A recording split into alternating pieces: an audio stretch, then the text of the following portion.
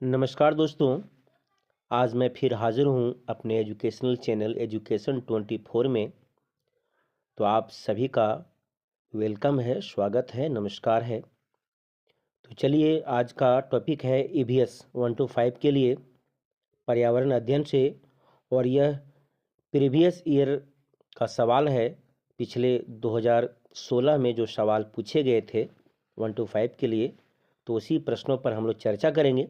क्योंकि previous year के question को देखने से उसके लेवल पता चलता है, ताकि आने वाले एग्ज़ाम में वो काम आ जाए। चलिए, देर न करते हुए स्टार्ट करते हैं। तो ये क्वेश्चन नंबर 60 से लेकर 90 तक है इसमें दिया हुआ। और आपके एग्ज़ाम में भी ईवीएस पेपर में यही संख्या वहाँ भी रहेगा, 60 से लेकर 90 तक आपका ईवीएस के सवाल रहेंगे। चलिए शुरू करते हैं। पहला सवाल आप सबों के बीच, भारोत्तोलकों को प्रायः ज़्यादा मांसपेशियों और बॉडी मास बनाने की आवश्यकता होती है। ठीक है, तो क्यों होती है? इस उद्देश्य के लिए उन्हें ऐसा आहार लेने की आवश्यकता है जो भरपूर हो। तो खाली जगह में क्या भराएगा? कार्बोहाइड्रेट, वसा, विटामिन, प्रोटीन। यानी जो वेट लिफ्टिंग वाले जो लोग होते हैं, बॉडी मास है ना बनाने की आवश्यकता पड़ती है, बॉडी है ना। तो उसके लिए कौन सी भोजन की आवश्यकता, यानी भोजन में कौन सा आहार लें ताकि उसका बॉडी बने। ठीक है, ये प्रश्न संख्या 60 है। इसका सही जवाब होगा प्रोटीन। प्रोटीन से भरपूर होनी चाहिए। ये आपका ऑप्शन 4 सही होगा। ठीक है, चलिए अब क्वेश्चन नंबर 61 की ओर चलते हैं। यदि आप चैनल में पहली बार आए हैं तो मेरे चैनल को सब्सक्राइब जरूर कर लें। और यदि चैनल पहले सब्सक्राइब कर चुके हैं तो आप वीडियो में अंत तक बने रहें, अंत तक देखें, तब पूरी बात समझ में आएगी। ठीक है दोस्तों, चलिए क्वेश्चन नंबर 61 की ओर चलते हैं कि रेखा की माँ एक खाली स्थान है के लिए रोजाना तालाब से लाए पानी में फिटकरी डालती है। क्या डालती है? फिटकरी डालती है। क्यों डालती है? ठीक है, के लिए हल्के निलंबित अशुद्धियों को अवसादित करने के लिए। ठीक है, खारे जल को मीठे जल में परिवर्तित करने, पानी में मौजूद रोगाणुओं को खत्म करने और पानी को रंगहीन करने के लिए। आखिर किस लिए डालती है? फिटकरी क्यों डाला जाता है? तो सही जवाब इसका होगा पहला। ठीक है, हल्के निलंबित अशुद्धियों को अवसादित करने के लिए, मतलब अशुद्ध यानी शुद्ध करने के लिए। जो हल्के जो अशुद्धि वाले जो कण होते हैं उसको शुद्ध करने के लिए है ना फिटकरी डाला जाता है। ठीक है, चलिए अगले सवाल के लिए हम चलते हैं। क्वेश्चन नंबर 62 की ओर चलते हैं। खाद्य श्रृंखला की संकल्पना को पढ़ाने में विद्यार्थियों की अधिकतम भागीदारी के लिए निम्नलिखित में से कौन सी शिक्षण विधि सबसे प्रभावी होगी? ठीक है, यानी खाद्य श्रृंखला के बारे में बच्चों को बताना है, तो उसके लिए क्या करेंगे? कौन सी शिक्षण विधि है ना, कौन सा टेक्निक अपनाएंगे हम लोग जो बच्चे ज़्यादा समझेंगे? ठीक है, और प्रभावशाली होगा। ऑप्शन है पहला, श्याम पट पर लिखी विभिन्न खाद्य श्रृंखलाओं के उदाहरण देकर लिखने को कहना। ठीक है, जीवों को प्ले कार्ड बनाना और विद्यार्थियों से विभिन्न खाद्य श्रृंखला बनवाना। ठीक है, और तीसरा ऑप्शन है विभिन्न आवासों में पाए जाने वाले खाद्य श्रृंखलाओं को खोजने को कहना। विद्यार्थियों को इंटरनेट से संबंधित जानकारी एकत्र करने को कहना। ये 4 ऑप्शन आप सबों के बीच है। इसका सही जवाब होगा ऑप्शन 2। ऑप्शन 2 जो है आपका 2 नंबर का जो ऑप्शन है वो सही होगा। जीवों के प्ले कार्ड बनाना और विद्यार्थियों से विभिन्न खाद्य श्रृंखला बनवाना। ठीक है, यानी 62 का आपका 2 होगा। ठीक है, अभी क्वेश्चन नंबर आपका 3 में है, रेत और नमक के मिश्रण को पृथक करने के लिए प्रक्रियाओं के निम्नलिखित 4 प्रकारों में किसका उपयोग किया जाना चाहिए? यानी रेत और नमक मिला हुआ मिश्रण है, उस मिश्रण को अलग करना है, तो कौन सा प्रक्रिया उसमें 4 प्रक्रम में कौन सा करेंगे? 4 ऑप्शन दिया हुआ। पहला वाष्पन, अवसादन, निस्तारण, निस्यंदन। दूसरा है निस्तारण, अवसादन, वाष्पन, निस्यंदन। तीसरा है अवसादन, निस्तारण, निस्यंदन, वाष्पन। और चौथा है निस्यंदन, निस्तारण, वाष्पन और अवसादन। ठीक है, इसका सही जवाब होगा ऑप्शन 3 अवसादन, उसके बाद निस्तारण, निस्यंदन, उसके बाद वाष्पन। ये 4 प्रक्रम से रेत यानी बालू और नमक के मिश्रण को अलग करेंगे। चलिए क्वेश्चन नंबर 64 की ओर हम लोग चलते हैं। 64 में है क्या कि एक विज्ञान शिक्षिका श्वसन प्रकरण पढ़ाने के बाद परीक्षा का आयोजन करती है और यह देखती है कि अधिकांश विद्यार्थी श्वसन और सांस लेने के बीच अंतर नहीं समझ पाते हैं। यह किस कारण हो सकता है? ऑप्शन है वह उनकी कक्षा की अध्यापिका नहीं है, विद्यार्थी प्रश्न को इस सही ढंग से नहीं समझ सके, शिक्षिका की कक्षा में बहुत अनुशासनहीनता रहती है, वह संकल्पना को प्रभावी ढंग से स्पष्ट नहीं कर सकी। ये 4 ऑप्शन आप सभी के बीच है। इसका सही जवाब होगा ऑप्शन आपका 4। वह संकल्पना को प्रभावी ढंग से स्पष्ट नहीं कर सकी, जिसके कारण से बच्चे समझ नहीं पाए कि श्वास लेना और श्वसन में क्या अंतर है। ठीक है, चलिए क्वेश्चन नंबर 65 की ओर हम लोग चलेंगे। निम्नलिखित में से भोजन बनाने का कौन सा तरीका अच्छा है? भोजन जो हम लोग बनाते हैं उसमें सबसे अच्छा तरीका कौन सा है? तो पहला ऑप्शन है सब्जियों को काटकर चलने वाले पानी में धोना। दूसरा है सब्जियों को काटकर पकाने से पहले धूप में रखना। तीसरा ऑप्शन है बैक्टीरिया नष्ट करने के लिए सब्जियों को गहरे तेल में तलना। चौथा ऑप्शन है सब्जियों को अच्छी तरह से धोना और फिर काटना। समझ लीजिए इसका क्या जवाब हो सकता है। तो सही तरीका कौन सा है? सब्जियों को अच्छी तरह से धोना फिर काटना, ये सही जवाब है। ठीक है, सबसे पहले सब्जी को धोया जाता है, उसके बाद उसको काटा जाता है। ऐसा नहीं कि काटें उसके बाद धोएं। ठीक है, चलिए क्वेश्चन नंबर 66। पर्यावरण अध्ययन ईवीएस की शिक्षिका वायु प्रकरण पढ़ाते समय यह प्रदर्शित करना चाहती है कि वायु में भार होता है। इसके लिए वह निम्नलिखित गतिविधियां सुझाती है। अब क्या गतिविधि से देखिए, खाली उल्टा बीकर पानी का सतह रखना, स्ट्रा के माध्यम से जूस खींचना, गुब्बारे में हवा भरना, दो भरे गुब्बारों को बराबर बांधकर एक को फोड़ना। ये 4 ऑप्शन दिया हुआ है, इसमें 4 गो प्रक्रिया आपका, ठीक है, गतिविधि है।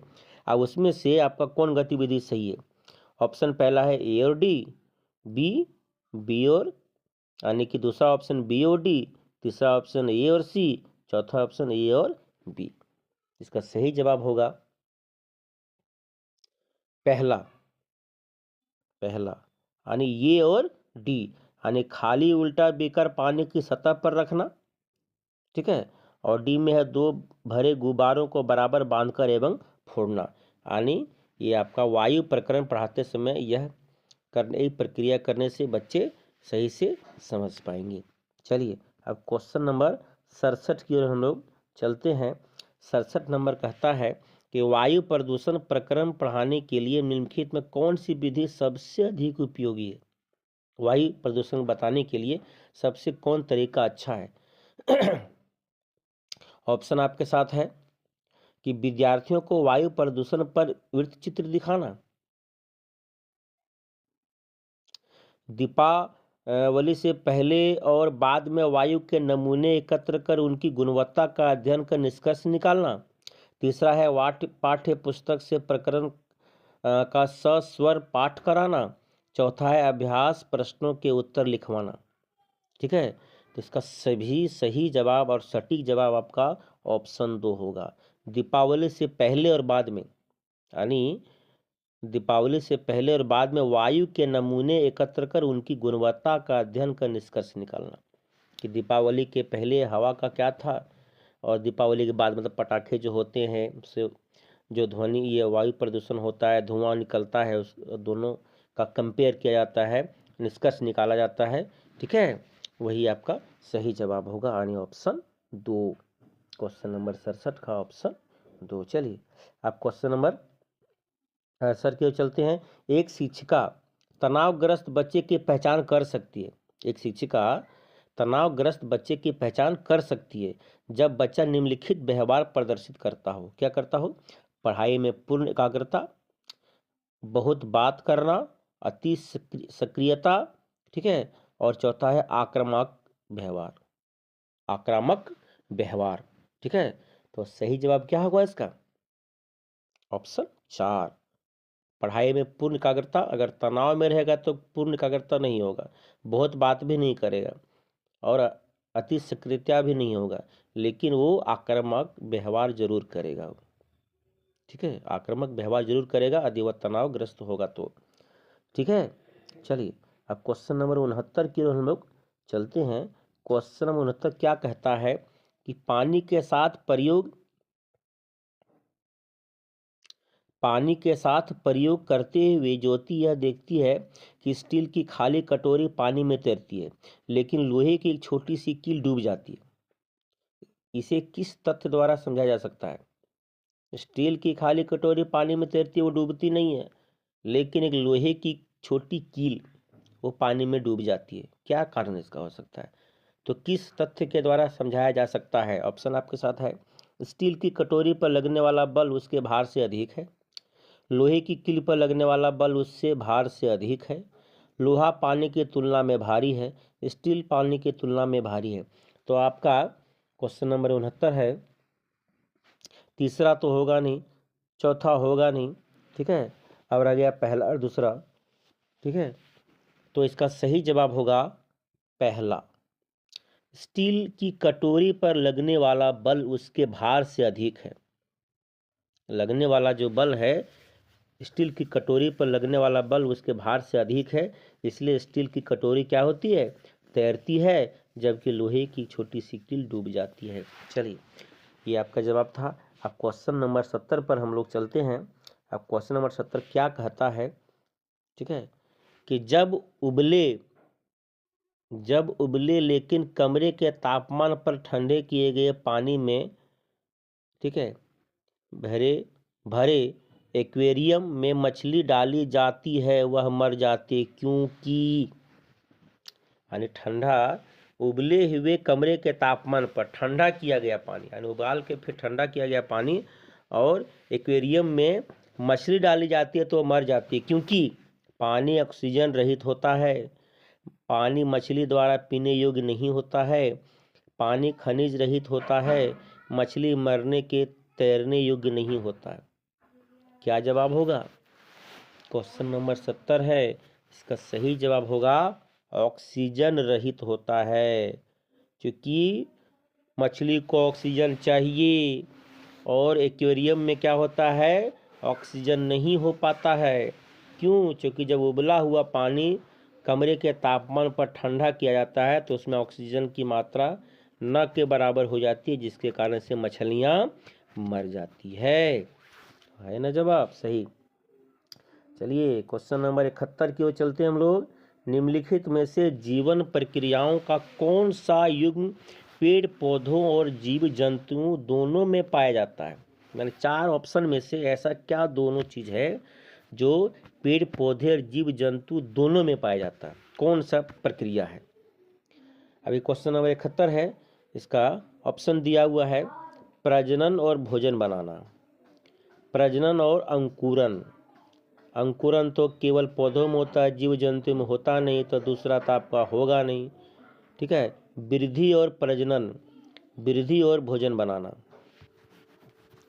क्वेश्चन नंबर 71, तो समझ लीजिए कि वृद्धि और भोजन बना, वृद्धि तो है लेकिन भोजन तो नहीं बना सकता जीव जंतु। ठीक है, उसके बाद है प्रजनन और भोजन बनाना, ये भी नहीं होगा। समझना है, सवाल को ध्यान से समझिएगा, सवाल को समझिए तब उसका जवाब ऑप्शन पर भी जाइए। क्या कहता है? पेड़ पौधे जीव जंतु दोनों में पाया जाता है।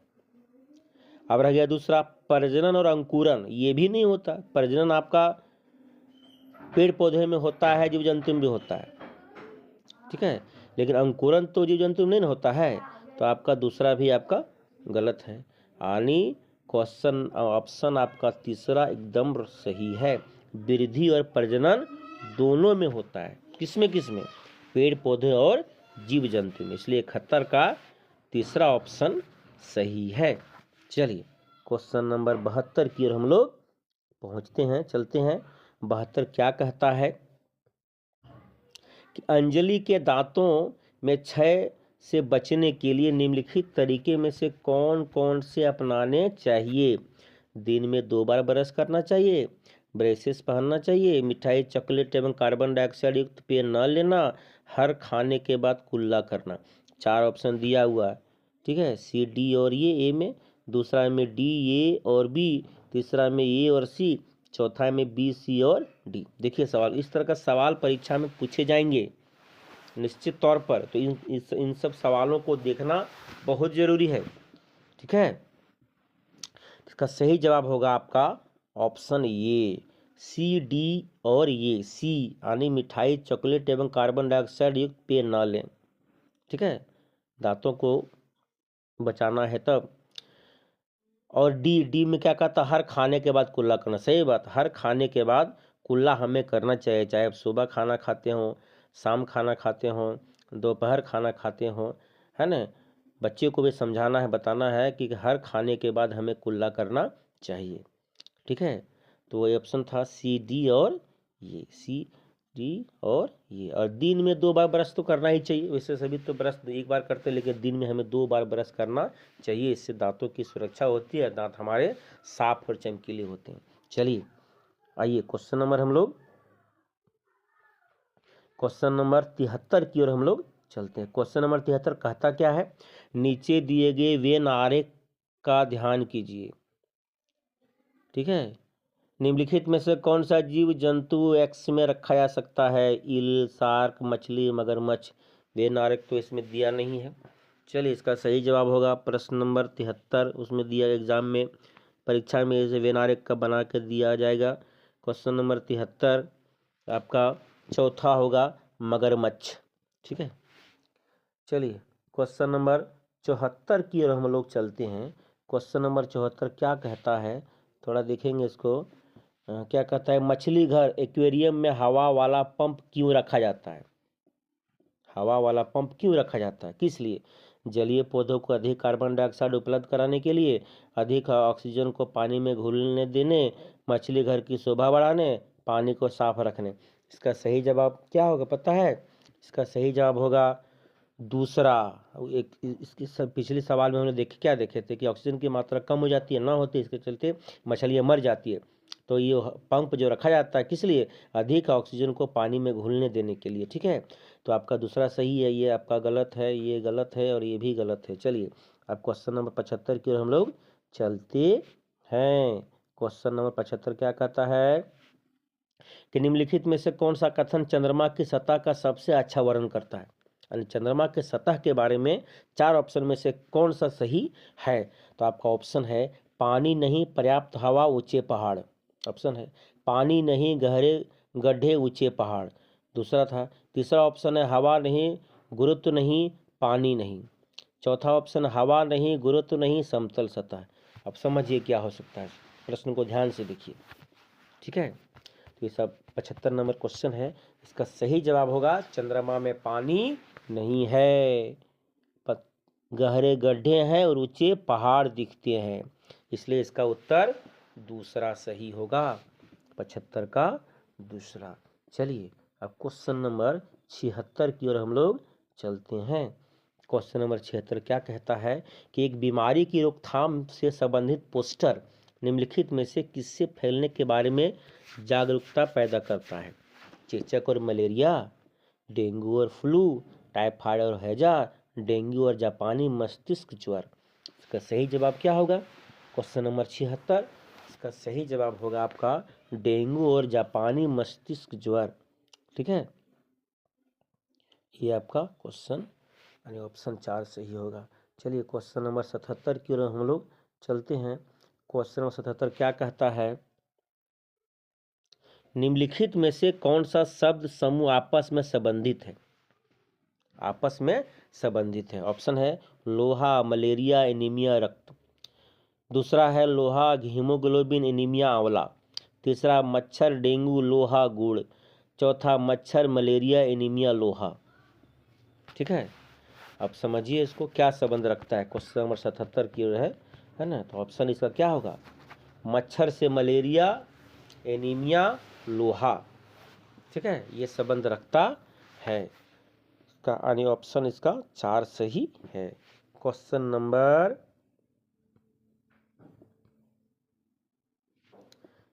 नंबर आपका 78। अभिभावक शिक्षण अंतः क्रियाओं को उपलब्ध कराने का मुख्य उद्देश्य क्या है? यानी पेरेंट्स टीचर असेसमेंट जो होता है, पीटीए पेरेंट्स टीचर, वो अंतः क्रियाओं को उपलब्ध कराने का मुख्य उद्देश्य क्या है? क्या बच्चे की योग्यता एवं कमजोरी पर चर्चा करना, सामाजिक समन्वय विकसित करना, एक दूसरे की कमियों को उजागर करना, विद्यालय की गतिविधियों की जानकारी साझा करना। ठीक है, तो सही जवाब होगा आपका पहला, 78 का पहला। बच्चे की योग्यता एवं कमजोरियों पर चर्चा करना। ठीक है, कि बच्चे कहाँ तक सीख पाए हैं, क्या क्या उनको सीखने में परेशानी हो रही है ना, तो शिक्षक और अभिभावक इस बात पर चर्चा करेंगे। ठीक है, ताकि बच्चे का विकास हो सके। तो ऑप्शन आपका पहला सही। ठीक है, अब क्वेश्चन नंबर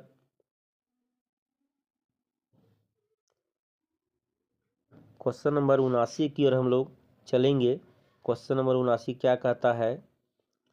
क्वेश्चन नंबर 79 है आपका कि कुछ खाद्य पदार्थों को कुछ समय तक ताज़ा रखने की तकनीक बी के लिए निम्नलिखित में से कौन सा खाद्य पदार्थ उपयुक्त है? ठीक है, प्याज लहसुन, हरा धनिया, काजू बर्फी, पके हुए चावल। तो आपका सही जवाब क्या होगा? ताज़ा रखने, कुछ समय के ताज़ा रखने के लिए, तो क्या होगा आपका? हरा धनिया होगा। ठीक है, 79 का 2। अब क्वेश्चन नंबर 80। क्वेश्चन नंबर 80, कक्षा 5 में विद्यार्थियों को घर्षण प्रकरण पढ़ाते समय निम्नलिखित में से कौन सा उदाहरण गलत है? ध्यान दीजिए, गलत है। जूते और जमीन के बीच घर्षण से हम चल पाते हैं। ऊपर की ओर फेंकी गई वस्तु घर्षण के कारण वापस आती है। ब्रेक लगाने पर वाहन रुक जाता है। पेन की नोक और कागज के बीच घर्षण से हम लिख पाते हैं। देखिए, जूते और जमीन के घर्षण से हम चल पाते, ये बात सही है। यहाँ गलत पूछा है, कौन गलत है? ऊपर की ओर फेंकी गई वस्तु घर्षण से कारण वापस आती है। मुझे लगता है कि 2 ही उत्तर उसका होना चाहिए। क्वेश्चन नंबर 80 का सही जवाब 2 होगा, ऑप्शन 2। क्योंकि घर्षण से नीचे नहीं आती है, गुरुत्वाकर्षण बल के कारण कोई वस्तु ऊपर से नीचे आती है, फेंकी गई वस्तु वापस आती है, लेकिन घर्षण से नहीं। घर्षण और गुरुत्वाकर्षण दोनों में अंतर है। ठीक है, तो ब्रेक लगाने पर वाहन रुक जाता है घर्षण के कारण। ठीक है, तो आपका पहला नहीं होगा, तीसरा नहीं, चौथा नहीं, बल्कि दूसरा इसका सही उत्तर होगा। ठीक है, क्योंकि घर्षण से ऊपर से जब नीचे वस्तु आती है तो गुरुत्वाकर्षण के कारण नीचे आती है। पृथ्वी अपने गुरुत्वाकर्षण बल के कारण अपनी ओर खींचती है, लेकिन घर्षण के कारण नहीं। चलिए, सही जवाब इसका दूसरा था। अगले क्वेश्चन चलते हैं हम लोग। क्वेश्चन नंबर 81, बड़े शहरों में प्रदूषण कम करने के लिए नागरिक व्यक्तिगत रूप से किस प्रकार योगदान दे सकते हैं? बड़े शहरों में पोल्यूशन को कम करने के लिए, है ना, नागरिक व्यक्तिगत रूप से किस प्रकार योगदान दे सकते हैं? चलिए, ऑप्शन है, आने जाने के लिए सार्वजनिक परिवहन का प्रयोग, घर से बाहर जाने से बचना, निजी वाहन न रखना, वाहन के इंजन की नियमित जांच करना। ठीक है, तो प्रश्न संख्या 81 है, इसका सही जवाब होगा आने जाने के लिए सार्वजनिक परिवहन का प्रयोग करना। सटीक आंसर आपका यही है कि यदि अब रोजमर्रे के आने जाने के जीवन में क्या होता है कि रोज सभी लोग ऑफिस जाते हैं या कहीं भी जिनको जाना होता है, यदि हम सार्वजनिक परिवहन का प्रयोग करेंगे तो आप बेहतर होगा, प्रदूषण कम होने का चांस रहेगा। अगर 50 लोग, अगर 50 गाड़ी, है ना, मोटरसाइकिल लेके या 2 पहिए से जाएंगे तो सोचिए कितना धुआं उसमें, और वही अगर एक बस से जाएंगे तो समझ लीजिए कोई कितना आसानी होगा, प्रदूषण कम होने का चांस रहेगा। इसलिए आपका पहला ऑप्शन सही है। चलिए, क्वेश्चन नंबर 82 की ओर हम लोग चलते हैं। 82 में क्या कहता है कि कक्षा 5 का समीर नाम का एक लड़का है जो कक्षा 5 में पढ़ता है, अक्सर समय समय पर गृह कार्य जमा नहीं करता, और इस समस्या के समाधान के लिए शिक्षक को क्या करना चाहिए? क्या करना चाहिए? ऑप्शन देखिए, क्या उसे खेल कूद की कक्षा में जाने से रोकना चाहिए? उसकी अनियमितता का कारण जानकर परामर्श देना चाहिए, अभिभावकों को नोट लिखना चाहिए, प्रधानाचार्य को सूचित करना चाहिए। समझ लीजिए, आखिर वो गृह कार्य होमवर्क नहीं बनाता है, आखिर उसकी क्या मजबूरी रही होगी, क्या समस्या है, क्या प्रॉब्लम है। तो जब तक उसके कारण के बारे में पता नहीं करेंगे, है ना, तब तक कैसे चलेगा पता। इसलिए उसके कारण को जानना जरूरी है। इसका सही जवाब होगा 2, उसकी अनियमितता का कारण जानकर परामर्श देना। यदि उसकी क्या कारण है, क्यों वह जमा नहीं करता, उसके बाद उसका कारण जानने के बाद उसे परामर्श देंगे कि आपको ऐसे करना वैसे करना है। ठीक है, तो आपका उस उत्तर जो है सो दूसरा सही होगा। चलिए क्वेश्चन नंबर 83 की ओर हम लोग पहुंचते हैं कि वायु हर जगह है। सही बात है। प्रकरण वायु हर जगह है, टॉपिक है प्रकरण पढ़ाते समय शिक्षक विद्यार्थियों में कौन सा कौशल विकसित करना चाहता है।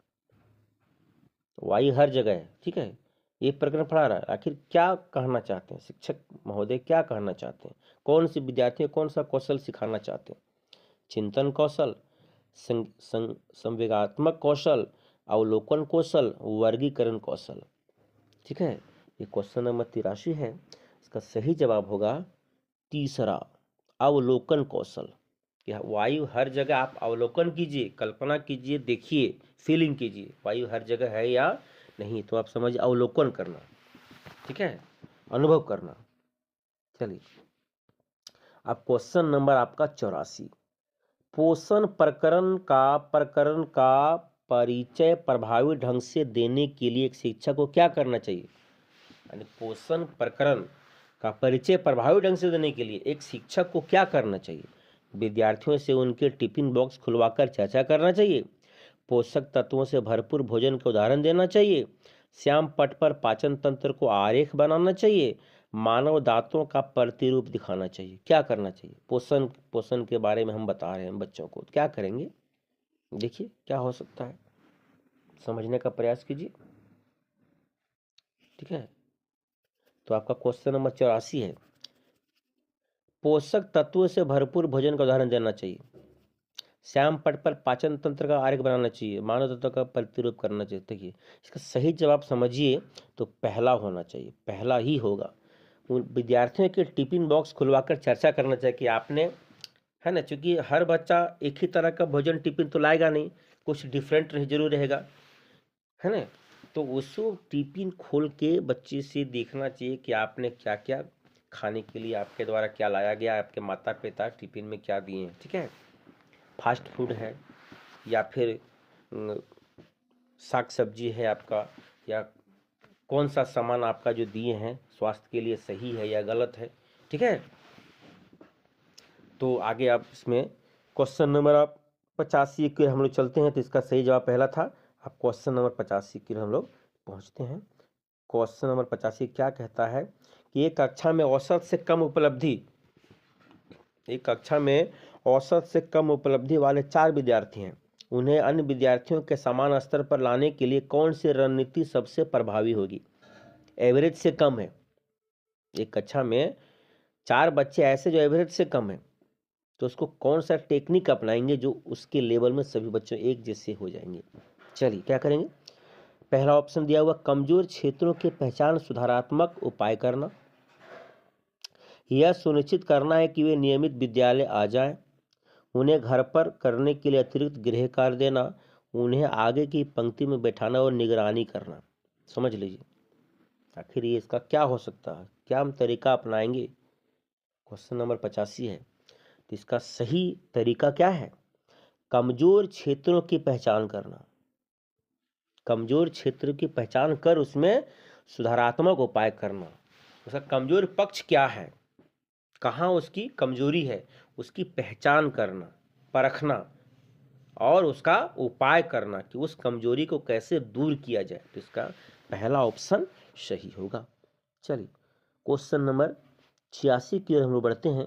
क्वेश्चन नंबर 86 क्या कहता है? क्वेश्चन नंबर 86 कि एक संतुलित प्रश्न पत्र बनाने के लिए क्या यानी निम्नलिखित में से कौन सा क्रम सही है? एक प्रश्न पत्र बनाना है, क्वेश्चन पेपर बनाना है बच्चों के लिए, तो क्या इसमें ठीक है, क्या इसमें कौन सा सही होगा प्रक्रम। पहला देखिए, पहला ऑप्शन दिया हुआ डिजाइन, पहला डिजाइन, प्रश्न लेखन, अंक योजना, ब्लूप्रिंट, ये हो गया। दूसरा ऑप्शन है प्रश्न लेखन, संपादन, डिजाइन से मिलान, ब्लूप्रिंट, अंक योजना। तीसरा है प्रश्न लेखन, ब्लूप्रिंट, प्रश्न लेखन, ब्लूप्रिंट, डिजाइन से मिलान, अंक योजना। चौथा है डिजाइन, ब्लूप्रिंट, प्रश्न लेखन, संपादन, अंक योजना। ये 4 ऑप्शन दिया हुआ, इसमें से आपको बताना है कौन सही है। तो ये क्वेश्चन नंबर 86 है, इसका सही जवाब ऑप्शन 4 होगा। पहले डिजाइन किया जाता है, फिर उसका ब्लूप्रिंट होता है, ठीक है, फिर प्रश्न लेखन होता है, संपादन होता है, उसके बाद अंक योजना होता है, अंक बिठाया जाता है उसमें, ठीक है। तो इस सही प्रक्रम आपका यही है। चलिए, ऑप्शन आपका 4 सही था। क्वेश्चन नंबर हम लोग 87 की ओर चलते हैं। क्वेश्चन 87 क्या कहता है, मल्टीमीडिया कैप्सूल द्वारा पढ़ाने से विद्यार्थियों की बेहतर समझ का कारण है। मल्टीमीडिया कैप्सूल, कौन सा कैप्सूल है भाई, मल्टीमीडिया कैप्सूल द्वारा पढ़ाने से विद्यार्थियों की बेहतर समझ का कारण क्या है। दैनिक जीवन में अधिक जुड़ाव, ये अधिक किफायती है, दृश्य श्रव्य सामग्री सभी इंद्रियों को शामिल करती है, ग्रीन बोर्ड एक अच्छी दृश्य सामग्री नहीं है। समझ लीजिए क्या हो सकता है। सही जवाब क्या होगा, दृश्य श्रव्य सामग्री, देखना और सुनना सभी इंद्रियों को शामिल करती है। यानी कोई चीज़ देखने और सुनने से, देखने से आपका आँख वाला जो है सो आँख आपका एक्टिव होगा, श्रव्य कान एक्टिव है, और ये सब सामग्री ये सभी इंद्रियों को एक्टिव करता है, सभी इंद्रियों को शामिल करती है, ठीक है। तो आपका सही जवाब तीसरा होगा, ऑप्शन 3, उसी को कहते हैं मल्टीमीडिया कैप्सूल, ठीक है। चलिए, और ये क्वेश्चन नंबर 88 S5P है। हाँ, 5P मॉडल के अंतर्गत बीज अंकुरण से जुड़ी गतिविधियों में कौन से ई शामिल नहीं है। कौन इसमें शामिल नहीं है, 5E में से कौन ई इसमें शामिल नहीं है। एक्सप्लेनर और इलोबरेट, एक्सप्लोर, एब्यूलेट, इंगेज, एक्सप्लोर, चौथा इंगेज, एब्यूलेट। उसका सही जवाब क्या होगा, कौन ई शामिल नहीं है। क्वेश्चन 88, क्वेश्चन नंबर 88, इसका सही जवाब होगा ऑप्शन 4, इंगेज और एब्यूलेट, ये शामिल उसमें नहीं है 5P मॉडल के अंतर्गत। चलिए, क्वेश्चन नंबर 89 फ्लोरा फाना, फ्लोरा फाना पढ़ाने के बाद विद्यार्थियों को राष्ट्रीय उद्यान भ्रमण पर ले जाना किसमें सहायक होगा। कक्षा अधिगम को वास्तविक जीवन से जोड़ने में, पर्यावरण संरक्षण कौशल विकास में, बाहरी भ्रमण में मित्रों के साथ मजा लेने में, प्रकृति के प्रति सम्मान विकसित करने में। सही जवाब क्या होगा, क्वेश्चन नंबर 89, इसका ऑप्शन पहला सही होगा। कक्षा अधिगम को वास्तविक जीवन से जोड़ने का, रियलिटी रूबरू होने के लिए, प्रकृति के साथ वास्तविक जीवन जोड़ने के लिए, ठीक है, इसलिए इसका ऑप्शन पहला होगा। चलिए, अब क्वेश्चन नंबर 90, और यह आज के सेशन का अंतिम सवाल। अंतिम सवाल क्या है कि विद्यालय द्वारा कराया गया खाली जगह भ्रमण विद्यार्थियों के अनुभवात्मक अधिगम में सहायक होता है। अब कौन भ्रमण है, शैक्षिक, मनोरंजक, व्यक्तिगत, पारिवारिक। सब सही जवाब इसका होगा शैक्षिक भ्रमण। क्या होगा, शैक्षिक भ्रमण, शैक्षिक भ्रमण आपका सही उत्तर, ऑप्शन ये सही होगा। तो इस प्रकार से अभी हम लोग ने, ठीक है, EVS के पर्यावरण अध्ययन के 30 सवालों के बारे में परिचर्चा किए, देखे, ठीक है, ध्यानपूर्वक आपने वीडियो को ध्यान से देखा, इसके लिए आपको बहुत बहुत धन्यवाद, ठीक है। तो इस प्रकार से मैं फिर एक नया वीडियो लाऊंगा अगले विषय का, दूसरे विषय का, EVS के अलावे जैसे गणित हो गया, आपका बाल शिक्षण शास्त्र हो गया, हिंदी हो गया, अंग्रेजी हो गया, सभी विषयों को मैं लाऊंगा। आप इंतज़ार करें, मेरे साथ बने रहें। आशा करता हूं कि आपके अच्छे परीक्षा के दृष्टिकोण से अच्छे मटेरियल दिए जाएंगे, ताकि परीक्षा में आप अधिक से अधिक अंक प्राप्त कर सकें। तो नेक्स्ट फिर मिलूँगा नए वीडियो के साथ, नए विषय के साथ। तब तक के लिए जय हिंद, जय भारत, धन्यवाद।